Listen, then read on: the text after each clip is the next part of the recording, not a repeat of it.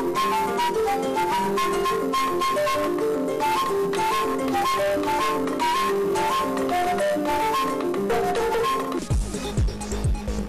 Premier ministre vient de visiter le centre de mécanisation et des parcelles agricoles de Koba.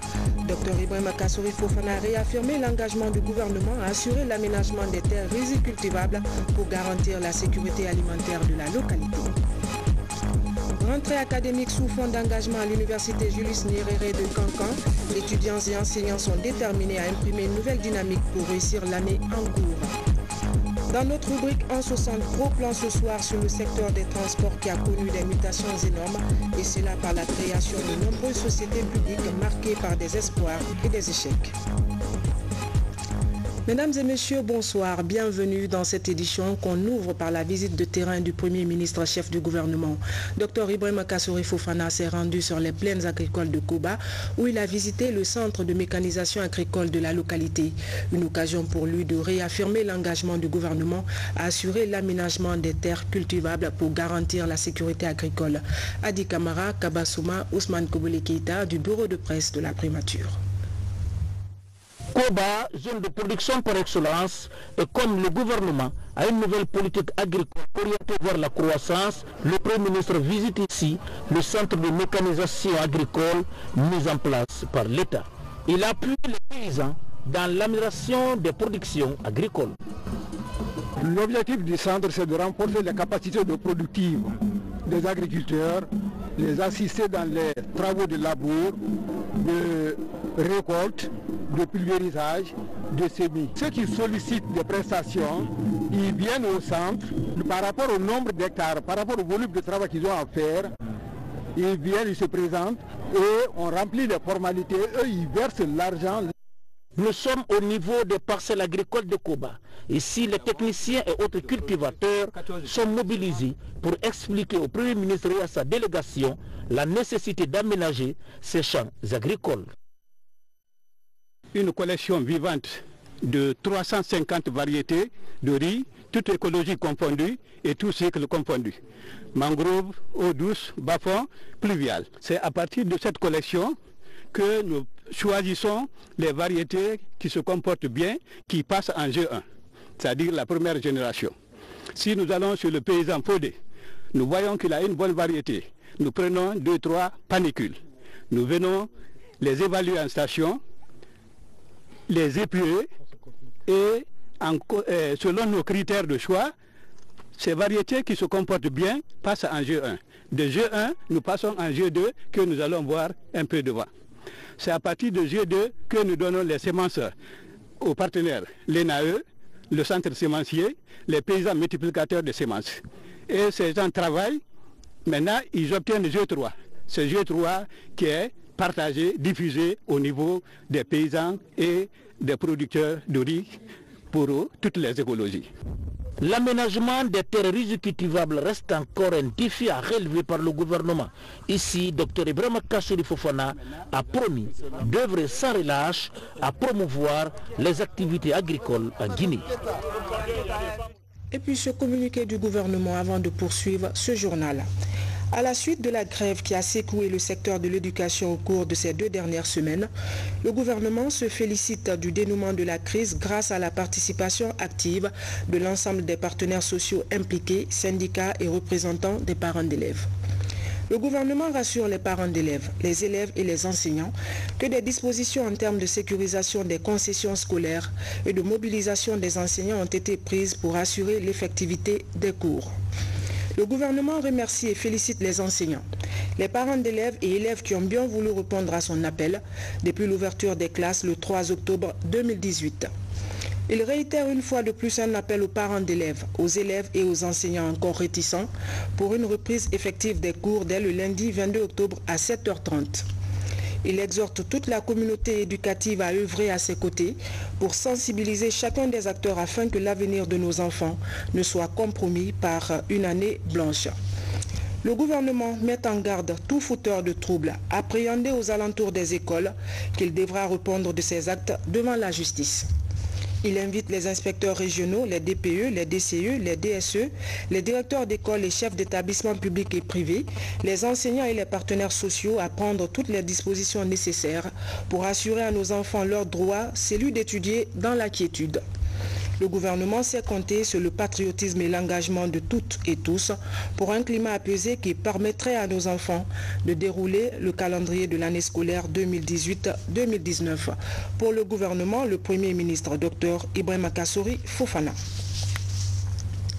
Protection du fleuve Niger, Guinéens et Maliens se donnent les mains pour définir une stratégie commune de gestion intégrée des ressources en eau. C'était au cours d'une rencontre sous-régionale tenue récemment à Farana. Les débats ont porté notamment sur les menaces de dégradation des terres dans le haut bassin du fleuve. On voit tout ça avec Moussa Bangoura. Comment protéger les ressources en eau et garantir leur utilisation rationnelle? Un cadre de dialogue est ouvert entre acteurs de développement communautaire et experts en gestion intégrée en eau. Ici, à Farana, Guinéens et Maliens se concertent pour proposer des solutions concernant la problématique de la pollution des eaux du fleuve Niger, mais aussi de la restauration de son écosystème. Diminuer les agressions des hommes sur les richesses naturelles et essayer de donner conscience à chacun pour que chacun prenne à bras le corps la responsabilité de protéger cet écosystème à l'heure-là afin que le dégât ne grandisse pas et ne dépasse pas le stade actuel pour que bénéficient demain nos fils et nos petits-fils.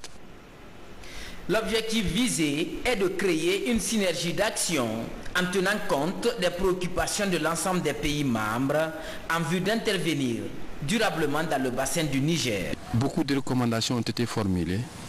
Ces recommandations seront traduites en une feuille de route et nous allons mettre cette feuille de route en œuvre afin que les uns et les autres d'abord puissent connaître les différents textes législatifs et réglementaires qui régissent le secteur de l'eau. Veiller également à l'application de ces différents textes afin que chacun puisse vraiment jouer son rôle où est-ce qu'il se trouve. Ces populations doivent savoir que ce fleuve est notre bien commun. Ce fleuve est notre propriété commune. Mais nous partageons ce fleuve avec d'autres pays.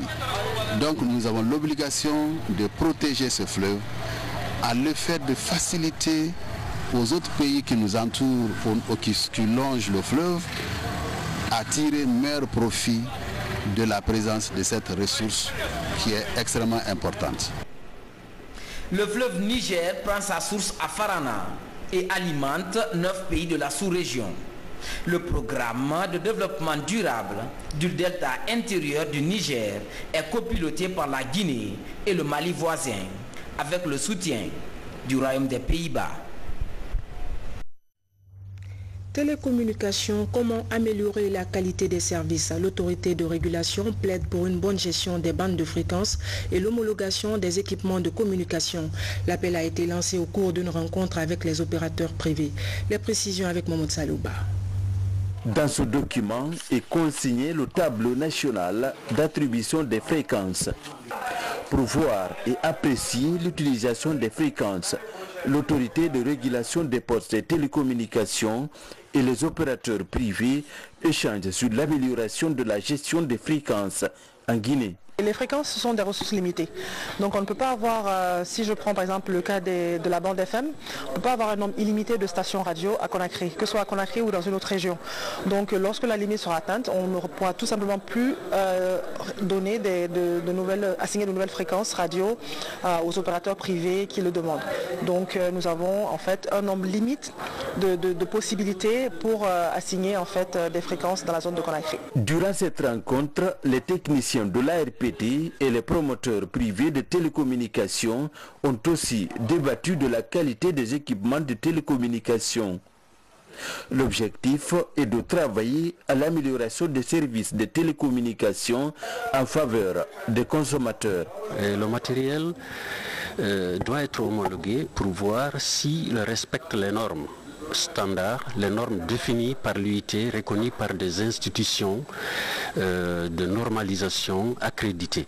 Et cela, c'est pour voir les paramètres et les seuils qui doivent être conformes afin que non seulement le réseau lui-même ne soit pas perturbé, mais aussi pour la santé de la population qui utilise ces équipements.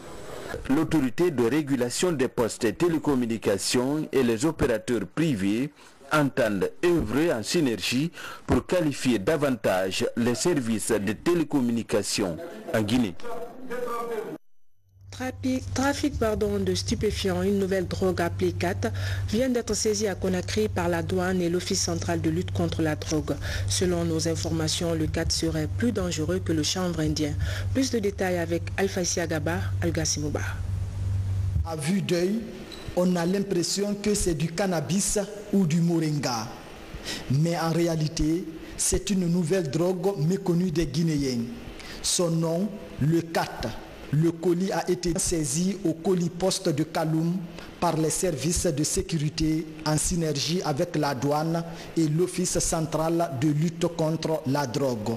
C'est une nouvelle drogue qui vient de fouiller le sol guinéen, qui s'appelle le CAT. Le CAT est une plante cultivée en Afrique orientale, c'est-à-dire les pays qui sillonnent la corne de l'Afrique, c'est-à-dire l'Éthiopie, Djibouti, Somalie et consorts. Mais la principale alcaloïde dont les consommateurs cherchent dans cette plante est la catinol. La catinol agit négativement sur le système nerveux central. C'est pourquoi l'Organisation mondiale de la santé a classé cette plante sur la liste et dans la colonne des stupéfiants. C'est une drogue naturelle au même titre que le cannabis. C'est suite à une enquête de 3 semaines que cette nouvelle drogue de plus de 300 kg a été saisie. Elle était destinée au mari de cette femme qui a requis l'anonymat. Mon mari fait des va-et-vient entre la Guinée et l'Afrique du Sud. Il a un ami qui vit à Atlanta, qui l'a mis en contact avec cet Éthiopien, qui avait besoin que les colis transitent par la Guinée pour aller aux États-Unis. Bon, lui, il a donné pour raison parce que prendre les colis en Guinée, envoyer aux États-Unis, ça va lui coûter moins cher que de prendre les colis de l'Éthiopie direct aux États-Unis. Le premier colis est venu, mon mari était là, on est partis ensemble. Ils ont récupéré le colis. Il y a eu une dame au colis postaux qui a demandé qu'on ouvre le carton parce qu'elle n'était pas sûre que c'était un bon produit. Elle a prélevé, elle est partie, ils ont fait des analyses, elle est revenue, elle dit que non, ce n'est pas un mauvais produit, qu'on pouvait l'expédier, il n'y a pas de souci. C'est comme ça. Maintenant, le deuxième colis est venu, mon mari n'était pas là, ils n'ont pas fait de test, dit le deuxième, comme ça, jusqu'à ce dernier colis est venu. C'est là que j'ai appris que ce n'était pas du moringa, que c'est du CAT. C'était même ma première fois d'apprendre le nom CAT. La drogue a été déclarée sur une fausse dénomination. Ils ont écrit sur le carton moringa. Moringa, ça c'était pour faire passer. Mais les services des douanes chargés des colis postaux ont trouvé qu'au lieu de moringa, ils ont trouvé le CAT à la place du moringa. Sans quoi, sur la description, la fausse adresse qui était sur le carton, c'était le moringa. Et le moringa, vous connaissez, c'est une plante thérapeutique qui soigne beaucoup de maladies. Donc ils sont intelligents, ils voulaient le faire passer sous l'adresse du moringa, tandis que ce n'est pas le moringa, c'était le CAT. En attendant, cette femme suspecte est mise à la disposition de la justice pour des fins d'enquête. Santé, le mois d'octobre de chaque année est consacré à la sensibilisation au cancer du sein. Occasion pour l'OMS d'attirer l'attention des décideurs sur la maladie. À Conakry, une caravane de sensibilisation sur le dépistage du cancer du sein et le cancer de l'enfant a été lancée hier. Il s'agissait d'informer la population sur l'importance du diagnostic précoce et les chances de guérison. Reportage Sam Maratono. C'est une caravane de sensibilisation contre le cancer chez les enfants. Du rond-point d'Onka au palais du peuple, soit une distance de près de 2 km, ces acteurs de la santé et représentants d'ONG nationales et internationales effectuent cette marche pour appeler à plus d'actions d'éradication du cancer. Ce marathon, on le fait parce qu'on veut crier SOS cancer pédiatrique en Guinée. On veut montrer à la Guinée et à la communauté internationale que le cancer pédiatrique existe et qu'il y a des moyens de changer la courbe de tendance. Au lieu d'avoir beaucoup de décès, qu'on ait moins de décès. Le cancer infantile fait partie des 5 actions retenues par le Lions Club International. C'est le diabète, c'est la vue. En ce moment d'ailleurs c'est le mois de la vue. C'est le cancer infantile, c'est la faim et c'est l'environnement. Donc ça va dans le cadre de notre plan d'action. Parmi les participants à la 3e édition de cet exercice, Amina Toubari. La soixantaine, elle, est mère adoptive d'une adolescente décédée des suites du cancer, il y a juste quelques années. On connaît les cancers des grandes personnes, cancer de sein, cancer de foie et autres, mais on parle rarement des cancers des enfants en Guinée, alors que c'est une réalité. Moi, je l'ai vécu pendant 3 ans, je me suis battue parce que ma fille adoptive faisait une leucémie. Et c'est pour cela que j'ai participé à cette marche pour attirer l'attention du gouvernement, de la population et de tout le monde pour dire que ça existe et que nous devons tous nous donner la main pour combattre cela. La caravane de lutte contre le cancer chez les enfants est une initiative de l'ONG Agir tous contre le cancer en Guinée. Depuis 2011, cette structure œuvre pour l'éradication de cette maladie. En 2014, elle avait organisé en collaboration avec la RTG Koulouma un téléthon pour soutenir la prise en charge de la maladie en Guinée. Les fonds récoltés ont permis l'ouverture de l'unité d'oncologie pédiatrique de l'hôpital d'Onka. Éducation, rentrée académique sous fond d'engagement à l'université Julius Nyerere de Kankan. L'institution d'enseignement supérieur accueille 3000 nouveaux étudiants. Les enseignants sont déterminés à imprimer une nouvelle dynamique pour réussir l'année en cours. Reportage Ansoumane Toumani Kamara.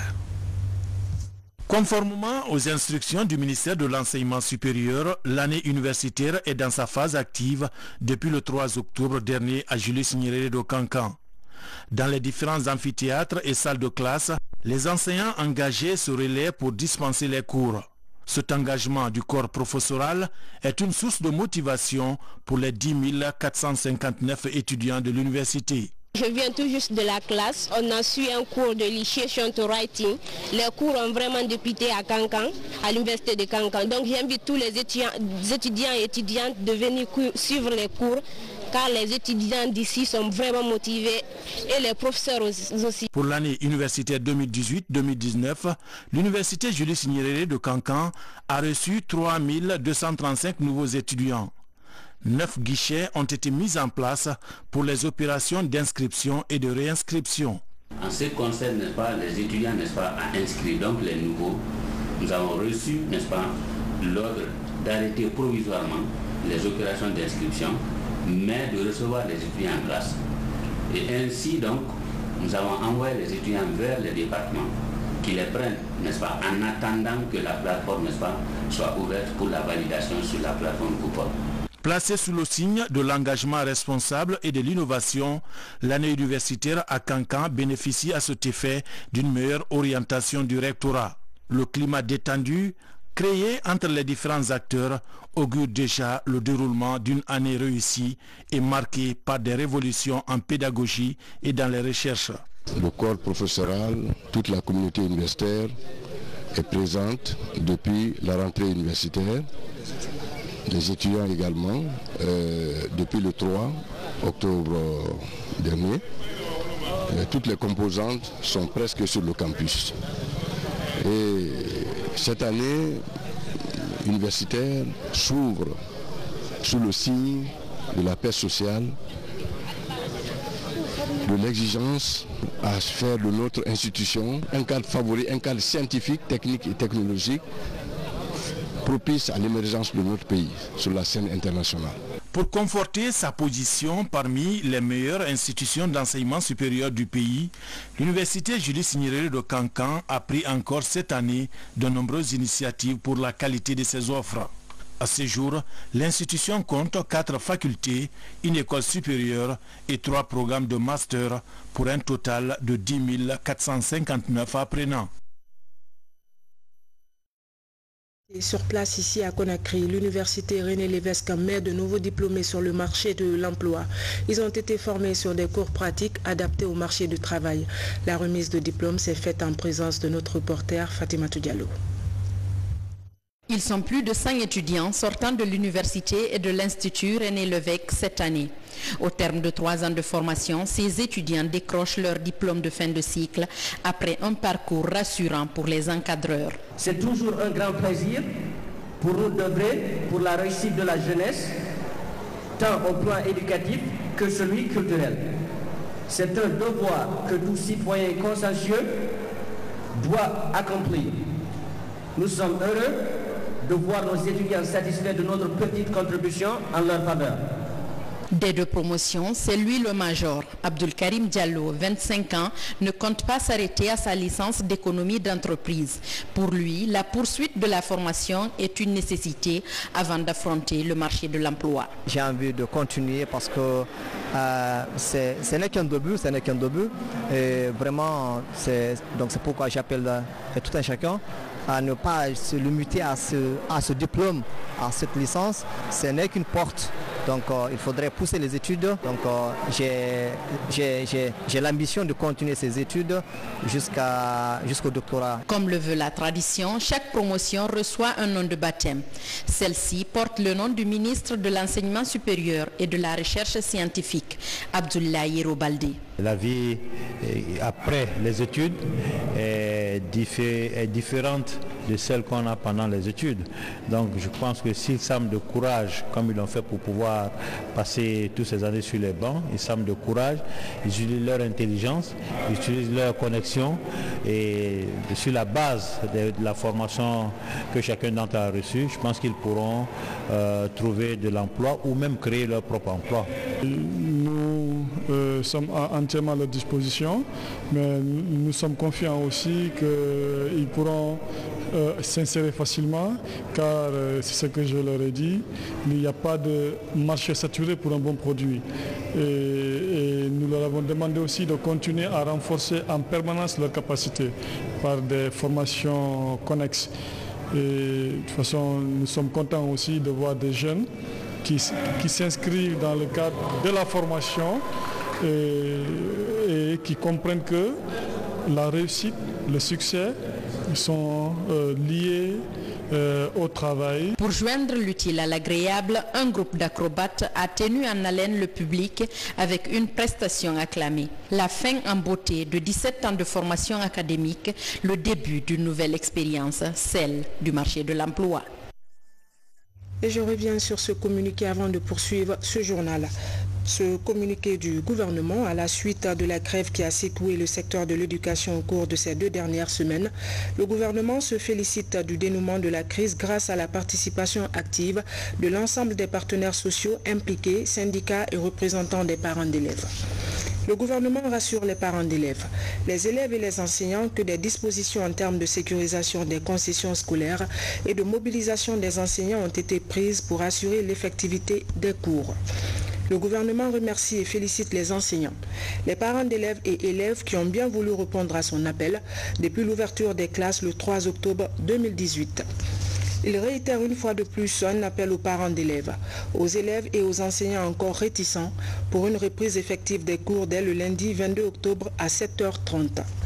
Il exhorte toute la communauté éducative à œuvrer à ses côtés pour sensibiliser chacun des acteurs afin que l'avenir de nos enfants ne soit compromis par une année blanche.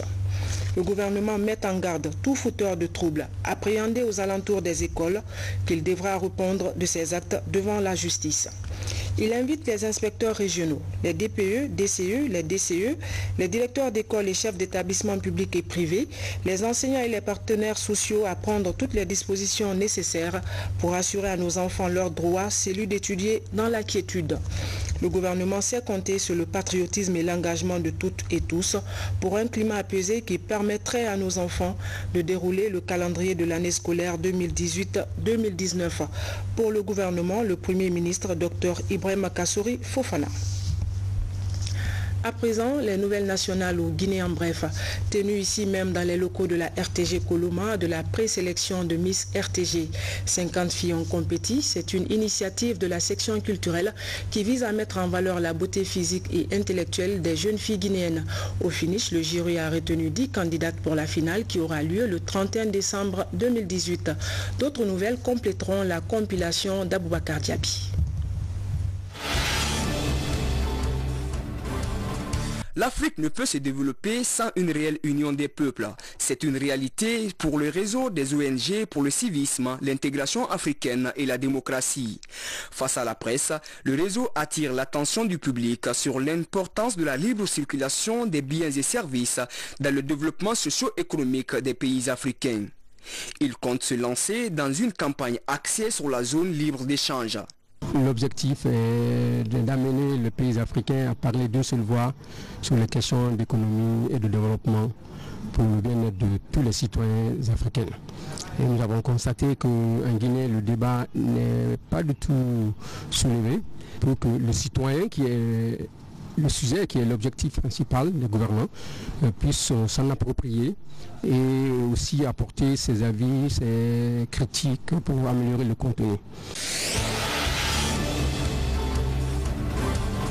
La communauté guinéenne vivant au Canada n'est pas restée en marge des festivités de l'an 60 de l'accession de la Guinée à son indépendance. Cette date historique a été célébrée à Ottawa par l'ensemble des Guinéens autour de l'ambassadeur de Guinée au Canada. L'occasion pour notre représentation diplomatique de rendre hommage aux compagnons de lutte. Dans la communauté de Guinée française, au nom des formations politiques qui se mirent en place, figurait la section guinéenne du RD, le Parti démocratique de Guinée, créé le 17 mai 1947, qui deviendra très rapidement la première force politique du pays, sous la direction d'un certain Sékou Touré, leader syndicaliste alors bien connu en Afrique occidentale française. Seule la Guinée française, sous la bannière du PDG-RDA, se prononça en faveur de l'indépendance en votant massivement non à la proposition qui leur était faite. Ils sont plus d'une centaine de jeunes chrétiens à prendre part à cette conférence. Venus de plusieurs dénominations et membres des missions évangéliques de Guinée, ces jeunes partagent leur expérience sur les différentes œuvres de Dieu en Afrique. Le thème principal, la jeunesse chrétienne face au défi de la mission de Christ. Je crois que c'est une interpellation à la jeunesse chrétienne afin que nous soyons mobilisés pour faire la mission pour laquelle le Seigneur nous a envoyés sur cette terre. Le deuxième sous-thème, c'est l'apologétique. L'apologétique, c'est défendre ta foi. Comment un chrétien doit avoir des réponses d'amour envers nos frères qui viennent de tout horizon. Tenu ici dans les locaux de la RTG Coloma du test de présélection de Miss RTG. Elles étaient une cinquantaine de filles à participer à la compétition. C'est une initiative de la section culturelle de la RTG. L'idée est de mettre en valeur la beauté physique et intellectuelle des filles à travers ce concours. Au finish, une dizaine de candidates sont retenues pour la compétition dont la finale aura lieu le 31 décembre 2018 pour élire la Miss RTG. Chaque 20 octobre, on appelle à travers des annonces et tout. Mais cette année, sans annonce, nous nous retrouvons avec une centaine de filles qui veulent participer, qui sont venues jusqu'à la RTG parce qu'elles veulent participer au concours. Donc je me dis que les 10 ans de cette émission, de ce programme de la télévision nationale sont vraiment un tournant décisif pour la télévision. Et c'est vraiment, ça donne encore de l'engouement. On dit bravo à ce projet.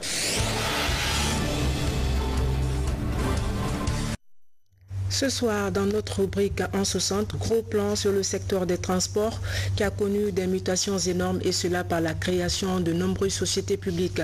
L'organisation des entreprises est marquée par des espoirs et des échecs. Pourtant, des investissements, il y en a eu dans le transport routier en Guinée. Mohamed Seyar Souma revient sur le difficile parcours des transports urbains et interurbains en Guinée.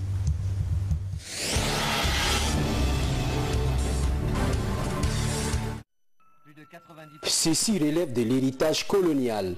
En pliant bagage, le colonisateur n'a pas pu emporter ses moyens de transport, des engins destinés à la mobilité des officiels. Très vite, grâce à l'apport des pays de l'Est, ce parc est renforcé par d'autres équipements pour assurer à Conakry et environ le transport public. Souleymane Cissé, ancien sociétaire de l'armée française, reste l'un des rares témoins de cette mutation dans la circulation. À l'époque, il n'y avait que les 1000 kilos. 1000 kilos, si vous vous rappelez, vous êtes très jeune, vous ne pouvez pas vous rappeler de cela, qui circulaient sur les voies ici. Il y a eu beaucoup de sociétés de transport qui ont été créées par le gouvernement d'abord. Et le gouvernement lui-même, il a commandé des véhicules pour mettre à la disposition des transporteurs. Mais ça n'a pas vu le jour parce que le feu président Ahmed Sékou Touré est mort entre-temps. Dès 1958 à nos jours, plusieurs sociétés de transport public sont constituées et dissoutes après échec. Le TUC, Transport urbain de Conakry, le Cotax, Conakry Taxi, la Sogetrag, la Sogitrans, la Sotragi, la liste n'est pas exhaustive. Mais de toutes ces sociétés, le modèle d'organisation d'une société est vivace dans les souvenirs de cet octogénaire. Les choses ne se conduisent pas comme ça parce que les temps sont différents. Même la police judiciaire qui surveille les routes, aujourd'hui ne sont pas pareils à ceux d'hier. Si un chauffeur de taxi voit des policiers garés en route, il est obligé de signaler à celui qui croise en cours de route. On ne fait pas de surcharge, on ne fait pas de démarches inutiles, on fait les démarches normales. Les raisons de la courte vie des sociétés de transport public en Guinée n'ont jamais fait l'objet d'une étude. Selon les besoins de la population, de nouvelles structures sont toujours édifiées en remplacement des précédentes, souvent avec les mêmes modèles de gestion. Un scénario regrettable qu'explique l'emblème vivant des transports en Guinée. C'est la mauvaise gestion, Tout ce qui appartient au gouvernement, les gens ne font pas attention à cela. Oui. C'est ce que moi j'ai compris. Les gens ne font pas attention à tout ce qui appartient au gouvernement.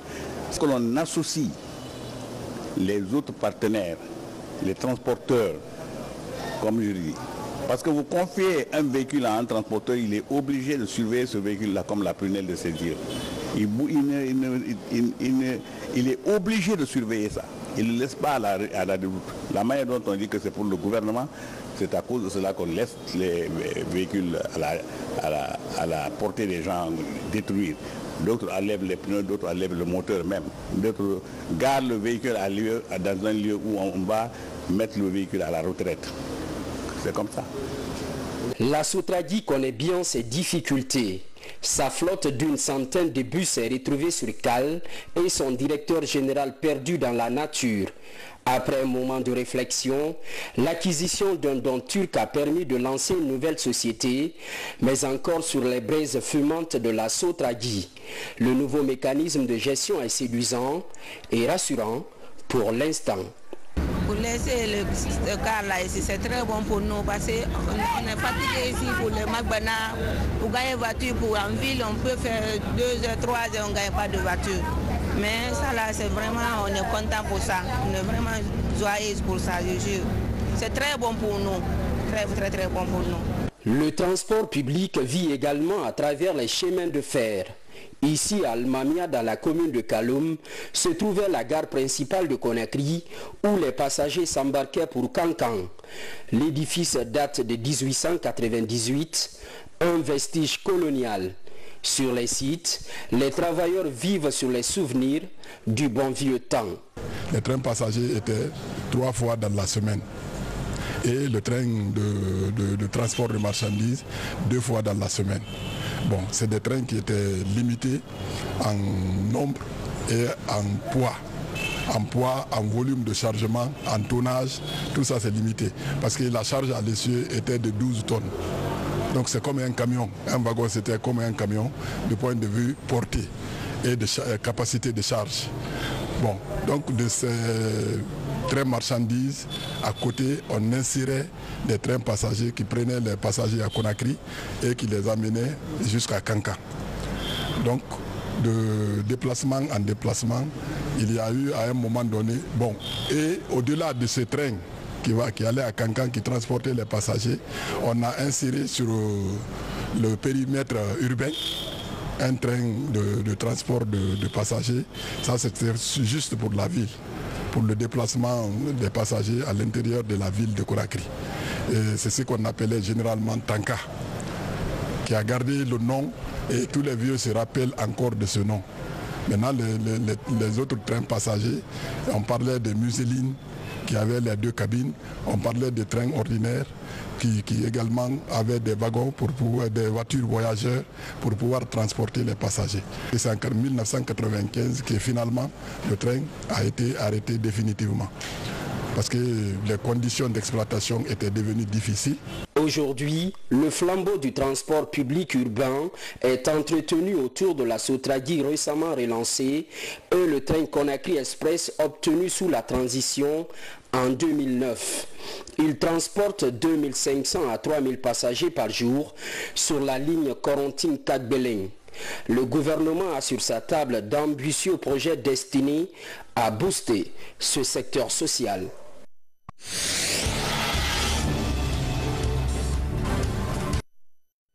Voilà, mesdames et messieurs, c'est la fin de ce journal. Je vous remercie de votre aimable attention. Retrouvez-nous sur notre site internet www.rtgkoloma.info. Demain, les éditions de 13h et 17h seront présentées par Oumou Touré. À 20h30, vous serez avec Médine Konaté. Bon début de semaine à tous, bonsoir et à très bientôt.